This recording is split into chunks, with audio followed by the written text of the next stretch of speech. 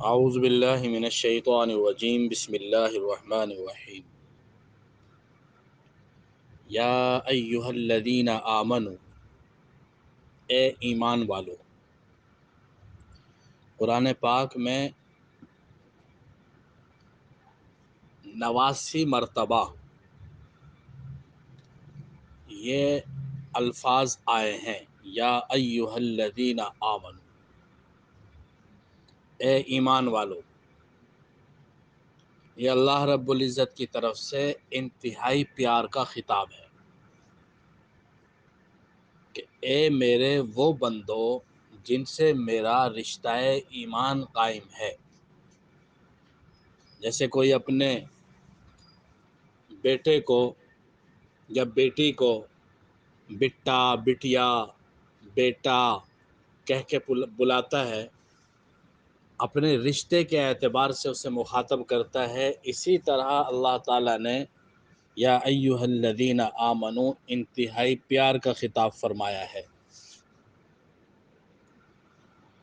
یا ایہا الذین آمنو، اے ایمان والو، انفقو خرچ کرو، مما اس میں سے جو رزقناکم رزق دیا ہم نے تم کو۔ رزق ضرورت کی ہر چیز کو کہا جاتا ہے، لباس بھی رزق ہے، کھانا بھی رزق ہے، مکان بھی رزق ہے، انسان کی ہر ضرورت کو رزق کہا جاتا ہے۔ خرچ کرو اس میں سے جو ہم نے تم کو دیا، من قبلی اس سے پہلے، ان یاتیا یہ کہ آ جائے، یومن ایسا دن، اس سے پہلے کہ آ جائے ایسا دن، لا بیع کوئی خرید و فروخت نہ ہو، فیہ اس میں، اس سے پہلے کہ آ جائے وہ دن، لا بیع کوئی خرید و فروخت نہیں ہوگی، فیہ اس میں، ولا خلۃ نہ کوئی دوستی، ولا خلۃ اور نہ کوئی دوستی، ولا شفاعت اور نہ کوئی سفارش، زبردستی کی کوئی سفارش بھی نہیں ہوگی، والکافرون اور کافر، ہم الظالمون وہی ظالم ہیں، اور کافر ہم الظالمون وہی ظالم ہیں۔ ایک بزرگ کے پاس ایک آدمی آیا اور کہنے لگا کہ میرا مرنے کو دل نہیں چاہتا۔ تو انہوں نے فرمایا کہ تم ایک ہفتے بعد میرے پاس آنا، اور ایک ہفتے تک اتنے اتنے اتنے پیسے اللہ کے راستے میں صدقہ کرنا۔ اس نے اس طرح کیا، ایک ہفتے بعد آیا اور بتایا کہ اب میرا مرنے کو بہت دل چاہتا ہے، مطلب موت سے خوف نہیں آتا، پہلے مجھے موت کے نام سے خوف آتا تھا، لیکن مجھے وجہ سمجھ نہیں آئی کہ میری زندگی میں یکایک یہ تبدیلی کیسے آ گئی۔ میں تو موت کے نام سے ڈرتا تھا، اب مجھے کوئی خوف نہیں۔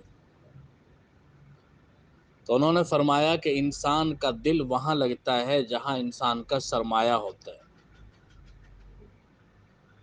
جہاں انسان کا سرمایہ نہ ہو وہاں پر انسان کا دل بھی نہیں لگتا۔ پہلے تمہارا سرمایہ دنیا میں تھا، آخرت میں کچھ نہیں تھا، تو تمہارا دل لگا ہوا تھا دنیا میں، آخرت کے نام سے ڈر لگتا تھا۔ اب اس ہفتے میں تمہارا سرمایہ آگے چلا گیا ہے تو تمہیں موت سے ڈر نہیں ہے۔ ہم اپنی زندگیوں کا اگر جائزہ لیں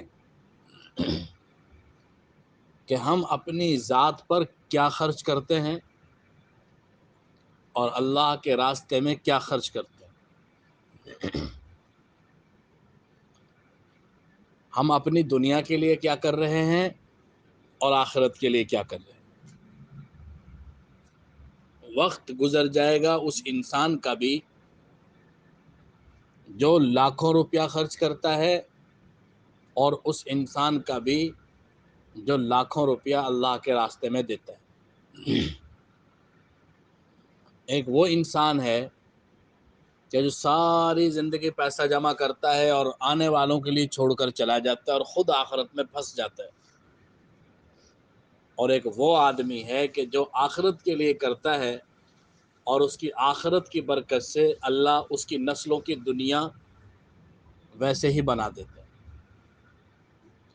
عمر بن عبدالعزیز کا انتقال ہوا، 10-11 بیٹے تھے، ہر بیٹے کے حصے میں 1 دینار آیا بس۔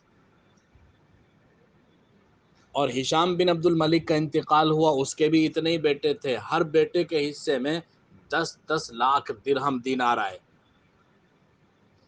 کتنی بڑی رقم ہے، آج کے زمانے میں بھی 10 لاکھ روپے بہت بڑی رقم ہے، اور اگر 10,000 درہم یا دینار ہوں تو کہاں تک، کروڑوں میں بات پہنچ جاتی۔ کسی نے کہا عمر بن عبدالعزیز سے کہ آپ نے اپنی اولاد کے لیے کچھ بھی نہیں کیا، ان کو زہر دیا تھا، ان کے سگے لوگوں نے، خاندان کے لوگوں نے عمر بن عبدالعزیز کو زہر دیا تھا۔ انہوں نے کہا مجھے بٹھا دو، لیٹے ہوئے تھے، زہر اثر کر چکا تھا، موت کا وقت قریب تھا، کہا مجھے بٹھاؤ۔ جب بٹھایا گیا تو فرمایا کہ جو لوگوں کا تھا وہ میں نے ان کو دیا نہیں، اور جو ان کا تھا وہ میں نے رکھا نہیں، اور تمہیں اس بات کی فکر تو ہے کہ میرے مرنے کے بعد میری اولاد کا کیا ہوگا، لیکن تمہیں اس بات کا فکر نہیں ہے کہ میرے مرنے کے بعد میرا کیا ہوگا۔ میرے مرنے کے بعد میری اولاد کا کیا ہوگا، اولاد زندہ ہے کچھ کر لے گی، لیکن میرے مرنے کے بعد میرا کیا ہوگا، میں تو اعمال کر بھی نہیں سکتا، مرنے کے بعد میرا کیا ہوگا۔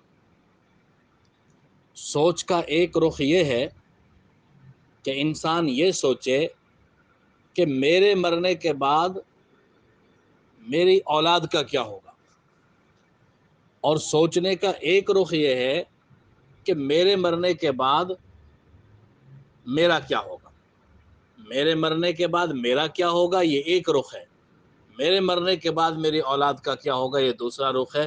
ہر انسان اس بارے میں تو سوچتا ہے کہ میرے مرنے کے بعد میری اولاد کا کیا ہوگا، کوئی اس بارے نہیں سوچتا کہ میرے مرنے کے بعد میرا کیا ہوگا۔ کہنے والے کہتے ہیں، کہنے والے کون؟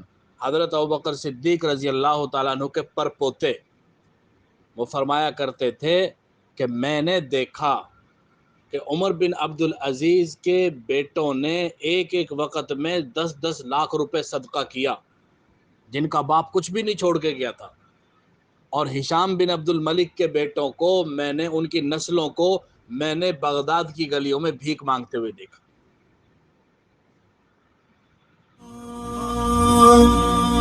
Allah Allah